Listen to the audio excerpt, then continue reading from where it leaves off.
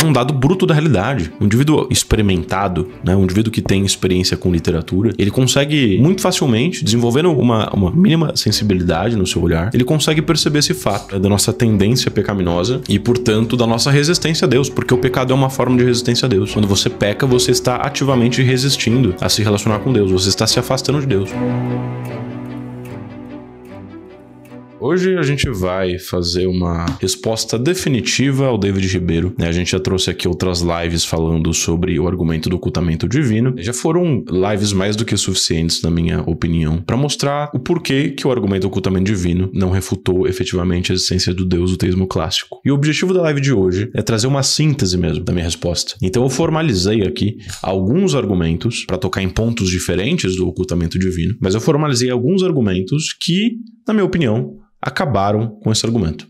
Destruíram a possibilidade de algum ateu sério que compreende os conceitos escolásticos que eu vou apresentar continue defendendo o argumento do ocultamento divino. Qualquer ateu que se diz sério vai assistir esse vídeo e se ele defende o argumento específico de Schellenberg do ocultamento divino, ele vai assistir esse vídeo e entendendo os conceitos, entendendo os argumentos, ele vai voltar atrás, porque é isso que a honestidade nos obriga. Eu sou um teísta e eu assistindo, analisando ao vivo com vocês a primeira via de São Tomás de Aquino, eu encontrei um ponto fraco. Falei, não, esse ponto aqui, ele precisa ser melhorado. Então concedi esse ponto aos ateus. E da mesma forma, os ateus que prezam pelo rigor intelectual, eles devem fazer a mesma coisa. E diante de críticas objetivas, eles devem voltar atrás, e rever as suas formulações. Antes da gente começar, só vou dar um recadinho. Atualmente, o nosso curso Academia de Lógica, ele se encontra fechado, para venda. Por quê? Porque daqui pouco tempo, 1 ou 2 semanas mais ou menos, a gente vai começar a vender a Academia de Lógica por assinatura, ou seja, pagando uma mensalidade, vamos supor 50, 60 reais por mês, você vai poder acessar por um mês toda a Academia de Lógica em Gradientibus. Por enquanto é só em Gradientibus, no futuro Doctoribus. Então você paga uma mensalidade, você pode acessar por um mês. E aí, é aquilo que eu já falei, os mais espertinhos vão pagar uma mensalidade e vão assistir tudo de uma vez, no primeiro mês, para aproveitar e não precisar pagar a segunda. E é perfeitamente possível fazer isso com a versão Ingredientibus, que é a versão introdutória da Academia de Lógica. Então os espertinhos farão isso. Aí tem as pessoas que compram e não assistem, mas essas vão ficar pagando a mensalidade e é isso. Vai continuar pagando até cancelar ou até terminar de assistir. Tá certo? Então em breve a gente vai ter essa novidade, que a Academia de Lógica ela vai virar assinatura, recorrência. Também temos uma novidade anexa a isto, que é nós iremos começar a dar as aulas ao vivo. Então nós vamos começar a regravar todas as quase 90 aulas da Academia de Lógica. Na verdade são mais, considerando os outros módulos. Mas a gente vai regravar todas as aulas da Academia de Lógica ao vivo, uma aula por semana. E você que tem interesse em começar a estudar lógica efetivamente e prefere uma interação mais próxima com o professor, vai ter essa oportunidade daqui aproximadamente 1 ou 2 semanas, quando a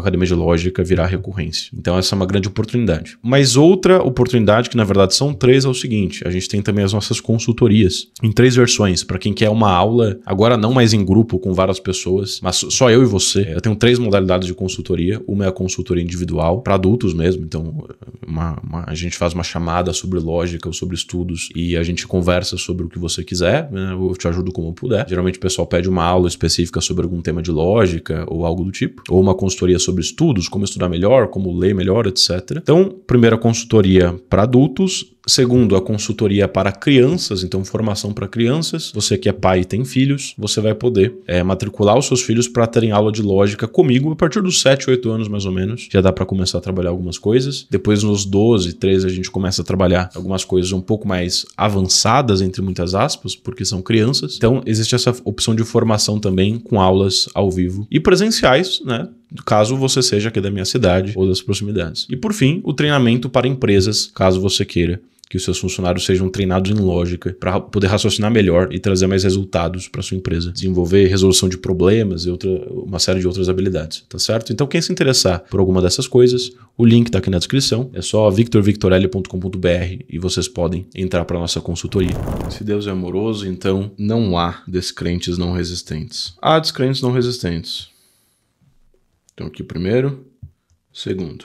Logo, Deus não é amoroso, tá?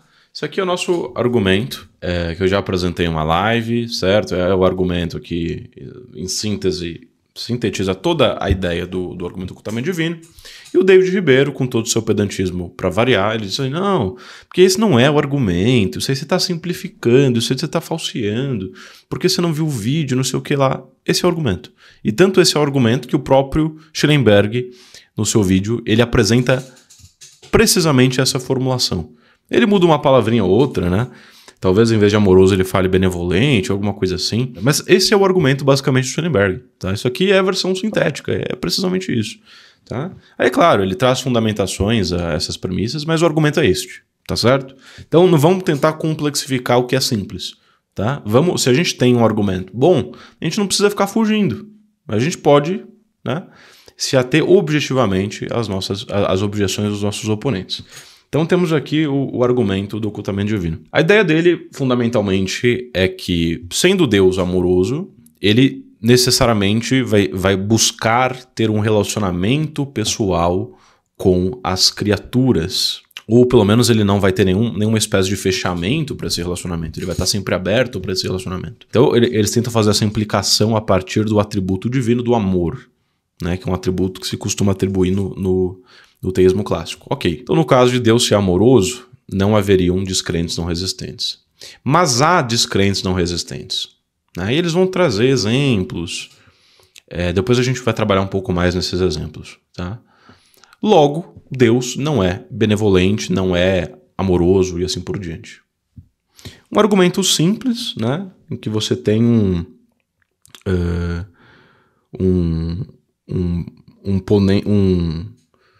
um silogismo condicional misto, né? Em que você tem um modus tollens, né? Então você nega a condicional e a consequente, você conclui pela negação do antecedente, naturalmente. É um argumento dedutivamente válido, não tem muita análise aqui a ser feita, formalmente o argumento é ok. Agora, a questão é, essas premissas são verdadeiras e a gente já atacou na nossa última live, vamos aqui sintetizar as nossas objeções aqui a esse argumento. Então vamos começar com a nossa premissa menor. Qual que é a premissa menor do argumento? A premissa menor de um argumento é aquele que leva, no caso do silogismo condicional, é sempre a premissa categórica. Tá? Então, há descrentes não resistentes. De que modo que a gente objeta esse argumento? Muito simples. No próprio vídeo em que eu reajo ao David Ribeiro, a gente passa ali por um trecho em que é dito que qualquer espécie de oposição a uma realidade divina, qualquer espécie de oposição, né, à vontade divina, resistência a obedecer firmemente, sei lá, a ética cristã ou qualquer coisa assim, é uma forma de resistência. Aliás, qualquer forma de pecado é uma resistência. De tendência ao pecado é uma resistência. Então é muito simples a resposta. Assumindo essa acepção de resistência, é muito simples. Formalizei o argumento, aqui esse argumento eu não vou... será que eu escrevo aqui para vocês? Vai ficar com muita coisa escrita, né? Eu não sei se eu escrevo. Vou escrever, vamos lá. Tá, então, esse aqui é nosso argumento. Resposta, no caso aqui, resposta à premissa menor. Vamos colocar um Mzinho de menor, tá? Resposta à premissa menor. Todos os seres humanos são pecadores, um pecador é resistente à relação com Deus, logo todos os seres humanos são resistentes à relação com Deus. Acabou. Tá? A premissa menor está derrubada com esse argumento muito simples. O pecado ele é uma forma de resistência a Deus. O Schellenberg, no vídeo que está traduzido no canal David Ribeiro, ele menciona o argumento da resistência oculta do Peter Van Inwagen, né? Não sei se é assim que pronuncia, que justamente tenta apelar a esse tipo de resistência oculta e tudo mais, mas veja, não precisamos nem chegar nesse ponto. Qualquer sujeito que tem alguma sutileza psicológica, que analisou um pouco da vida dos santos, até, sei lá, ateus, né? Você pega os literatos do realismo, mesmo entre os ateus, a consciência de miséria da condição humana é uma coisa muito presente. Né? Então, assim, não se trata de... essa ideia de que o ser humano ele está numa condição pecaminosa, né? no sentido de que ele tem como se fosse uma natureza caída, não é um elemento particular da cosmovisão cristã. Tá? É um dado bruto da realidade. Um indivíduo experimentado, né, um indivíduo que tem experiência com literatura, ele consegue muito facilmente, desenvolvendo uma mínima sensibilidade no seu olhar, ele consegue perceber esse fato da nossa tendência pecaminosa e, portanto, da nossa resistência a Deus, porque o pecado é uma forma de resistência a Deus. Tá? Quando você peca, você está ativamente resistindo a se relacionar com Deus, você está se afastando de Deus. Tá? Depois, você tem lá, eles trazem o caso dos descrentes inocentes, né? Deixa eu ver onde que eu coloquei esse ponto aqui. Tá, então ele traz ali o caso dos descrentes inocentes, né? Eu ia tratar disso depois, mas vou adiantar. Então o descrente inocente, ele supostamente, ele seria um exemplo de alguém que não tem resistência a Deus, né? O descrente inocente, então, seria quem? Seria, por exemplo, um indígena que vive numa ilha isolada, numa tribo isolada. Ele não teria resistência a Deus porque ele não conhece Deus, né? Ele nunca teve conhecimento de Deus e, portanto, ele não pode resistir a algo que ele não conhece, que ele não sabe que existe. Argumento interessante, um argumento que soa bem. Agora, qual que é o problema? É quando a gente entende, como a gente entende no teísmo clássico, que Deus, ele tem uma série de atributos transcendentais, né? Atributos, se é que se pode dizer assim, como o fato de que ele é o próprio bem e de que ele é a própria verdade. Isso significa que qualquer resistência ao bem e à verdade é uma resistência a Deus, mesmo que você não saiba que isso é Deus. Então não importa, sei lá, aparece um sujeito com uma máscara na minha frente, esse sujeito com a máscara é, sei lá, o meu pai, eu acho que ele vai me assaltar, eu dou um soco nele, e aí eu soquei o meu pai. Não importa se eu sabia que era o meu pai ou não, eu estava socando o meu pai. Da mesma forma, não importa se você sabe que o bem é Deus e que a verdade é Deus. Se você resiste à verdade ou ao bem, você está resistindo a Deus, mesmo que você não reconheça. Mesmo que você não tenha uma condição epistêmica suficiente para você entender, ter esse entendimento de que você está resistindo a Deus. Então é por isso que esse ponto aqui é uma fragilidade do argumento tão absurda que no momento da live em que eu estava lendo um trecho lá, acho que do próprio Schellenberg, falando sobre isso, em que ele concede que o pecado é uma forma de resistência, ali eu percebi, esse argumento caiu por terra. Esse argumento caiu por terra. Não resta nada ao Batinha, entendeu? Então, assim, essa aqui é o início da nossa refutação. É uma resposta à premissa menor desse argumento. É uma resposta que já é suficiente para invalidar completamente esse argumento. Tá? O fato universal da resistência humana a Deus, ao relacionamento com Deus. Ou seja, mesmo admitindo que Deus é absolutamente um Deus, né, amoroso, ele deveria ser absolutamente aberto à relação com nós mesmos temos sempre algum grau de resistência ao amor com Deus. Com exceção, talvez, dos santos. E olhe lá. Tá? E olhe lá. Então, essa resistência sempre está presente. E esse é um fato que não dá para fugir. Mesmo que você não seja cristão. Tá certo? Então, esse ponto aqui já acabou com o argumento. A gente poderia acabar com a live aqui. Tá? Se você aí que está assistindo a live, você queria só aprender aqui como refutar o amiguinho e tal, pronto, já aprendeu. Traz essa que ele não consegue responder, tá bom? Mas vamos continuar porque o problema não acaba por aí, tá? O problema não acaba por aí. Vamos responder agora a nossa premissa maior, tá? A premissa maior do argumento do Schellenberg. Resposta à premissa maior. Vamos lá. Aqui a minha resposta é um pouco mais extensa. A premissa maior é: se Deus é amoroso, então não há descrentes não resistentes. Tá? Primeira coisa aqui, primeiro engano máximo, que eu até comentei também na live dessa proposição, é que o Schellenberg aqui, ou os divulgadores do seu argumento, enfim, eles colocam como um atributo essencial, ou pelo menos uma propriedade do amor, a busca pela relação pessoal. E aí eu bato nesse ponto, na minha live, dizendo o seguinte: o essencial do amor não é a busca pela relação. Não é o desejo de se relacionar com a pessoa. Isso é um desejo secundário, frequentemente presente, mas não essencial. Não é o que há de mais próprio do amor. O que há de mais próprio do amor é o desejo do bem do amado. Então, existem sim condições em que alguém que ama outra pessoa pode não desejar se relacionar com essa pessoa. E eu citei o exemplo que o David Ribeiro chamou de analogia do traficante, lá na live, que eu falo, por exemplo, um sujeito em que ele tem um filho, ele é traficante, ele não quer influenciar negativamente o filho, ele prefere se afastar para que não influencie o filho para esse mundo negativo, mas ele faz isso justamente porque quer o bem do seu filho. Ou seja, isso é o amor. Entendeu?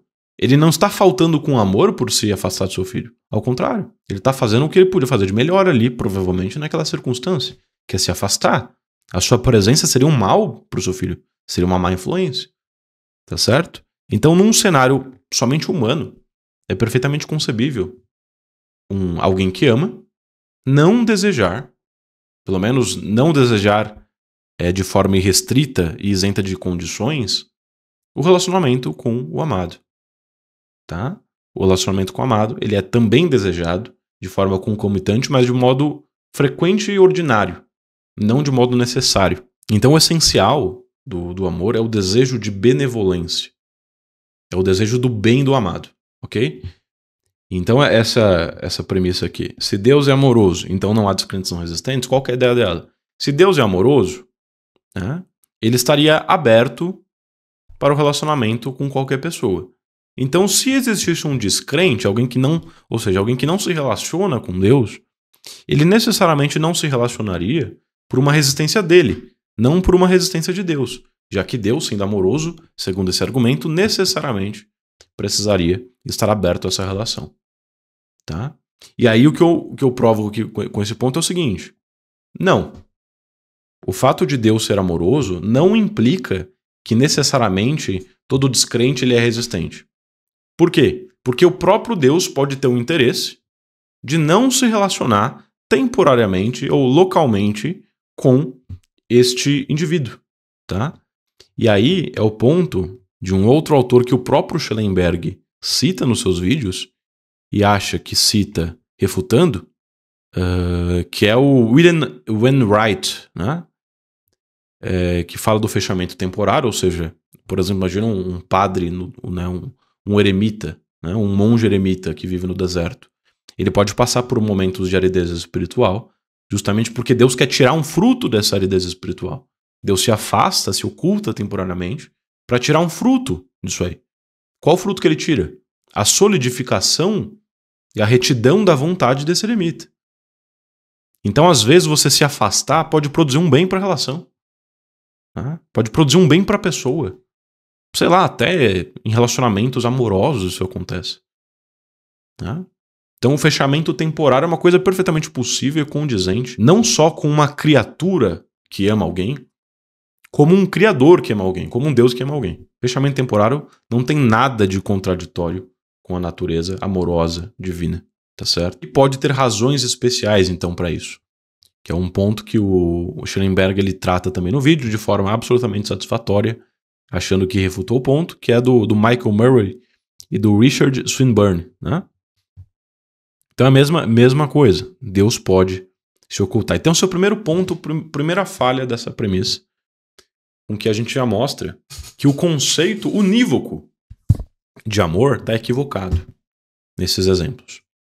Mas tem mais problemas. Porque você ainda poderia dizer, sei lá, esse problema de, em certas ocasiões, você não desejar relação pessoal com o indivíduo, ser um problema que cabe somente ao amor humano. Mas em Deus esse problema não existe, tá? Porque Deus é puro amor e Deus é onipotente, então ele pode, na linguagem do Schellenberg, acomodar as consequências, tá? Esse ponto específico do acomodar as consequências eu vou tentar tratar mais à frente. Mas eu quero primeiro focar num ponto aqui que é o seguinte: toda implicação que você tenta tirar de um atributo divino em relação a uma expectativa que você tem em relação ao seu comportamento, pelo fato dele ter esse atributo, então, Deus é amoroso, logo ele vai fazer isso. Toda implicação dessa natureza é muito complexa, muito difícil de ser feita, praticamente impossível. Eu digo praticamente no sentido de, na prática é impossível, né? Você fazer esse tipo de implicação. Por quê? Isso se deve à realidade da analogia entre criador e criatura, que a gente também já mencionou nos vídeos anteriores, mas vamos sintetizar aqui esse ponto com um argumento. Eu não trouxe aqui a formalização do ponto anterior, tá? Pessoal, na boa, não vou ficar escrevendo isso não. Depois o editor coloca na edição os argumentos, não vai ficar Vou passar muito tempo escrevendo, tá? Mas então, com relação ao ponto do amor, é o seguinte. Se o desejo de relacionamento é essencial no amor, então o amante sempre deseja o relacionamento com o amado. Se o amante sempre deseja o relacionamento com o amado, então não existem amantes que não desejam um relacionamento com o amado. Mas existem amantes que não desejam um relacionamento com o amado. Logo, o desejo de relacionamento não é essencial no amor. Tá? Então, refutamos aqui por meio de um contra-exemplo, como o caso do traficante. O amor é o desejo de benevolência, mas o desejo de benevolência inclui em pelo menos algumas ocasiões o ocultamento. Logo, o amor inclui em pelo menos algumas ocasiões o ocultamento. Tá? Então, refutamos por um silogismo condicional misto, com uma premissa complexa, e depois com um silogismo simples. Tá? Refutamos esse primeiro ponto do amor. Tá? Então, vou colocar aqui. Então, trouxemos um argumento em relação ao ponto do amor aí. Da concepção errônea em relação ao amor. Vamos ao segundo ponto. O segundo ponto é o seguinte: Deus tem uma natureza analógica. E eu vou provar para você agora por meio de um dilema bem complexo que eu construí agora à tarde para esse vídeo, que é o seguinte: acompanhem. Ou as perfeições criadas se identificam com as perfeições divinas, ou seja, os atributos, né, as perfeições que as criaturas têm, como o amor, a bondade, a beleza, se identificam com as perfeições divinas, ou participam das perfeições divinas, ou divergem absolutamente das perfeições divinas. Aí a gente vai agora tirar uma implicação de cada uma dessas possibilidades, como na estrutura convencional do dilema, tá? No caso é um trilema, né? Porque são 3 opções. Se identificam, então as perfeições criadas são infinitas e simples. Ou seja, os atributos divinos, as perfeições divinas, são infinitos e simples. Né? Então, a bondade em Deus é infinita e é simples. Né? O amor em Deus é infinito e é simples e assim por diante. Então, se as perfeições criadas se identificam com as divinas, são infinitas e simples. Também a bondade da criatura é infinita e é simples e assim por diante. Já conseguimos perceber que é meio absurdo. Se divergem absolutamente, então as perfeições criadas não são perfeições. Ou seja, se as coisas que nós temos, os predicados das criaturas, se distinguem absolutamente das perfeições divinas, então esses predicados das criaturas não são perfeições realmente. Porque, segundo aqui o pressuposto cristão, todas as perfeições estão em Deus. Tá? Então, se algo é uma perfeição, está em Deus. E se não está em Deus a perfeição que está na criatura, então essa perfeição não é realmente uma perfeição, mas uma hipótese absurda. Né?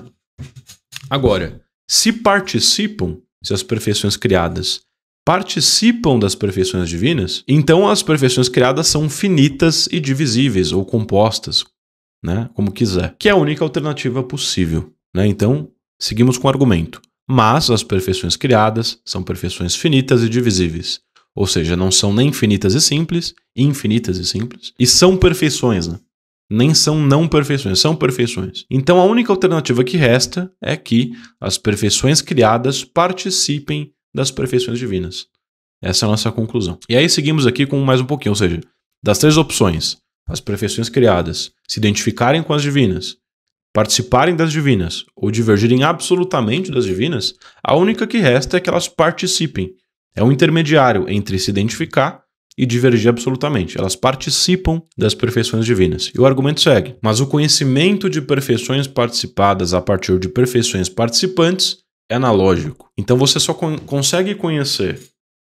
Quando você conhece uma perfeição participada, uma perfeição, né, eminente, por exemplo, a partir de perfeições participantes, esse conhecimento que você tem do participado é analógico. Se dá por uma analogia que você estabelece entre o participado e o participante. Logo, o conhecimento das perfeições divinas a partir das perfeições criadas é analógico. Mas o conhecimento analógico é imperfeito, logo o conhecimento das perfeições divinas a partir das perfeições criadas é imperfeito.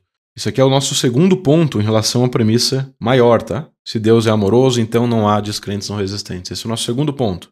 Qual que é o ponto? O nosso conhecimento dos atributos divinos só pode ser muito imperfeito. Os atributos que estão, né, nas criaturas são sempre finitos e compostos. Você pega uma criatura, sei lá, um cachorro, a minha cachorra, ela é bonita, né?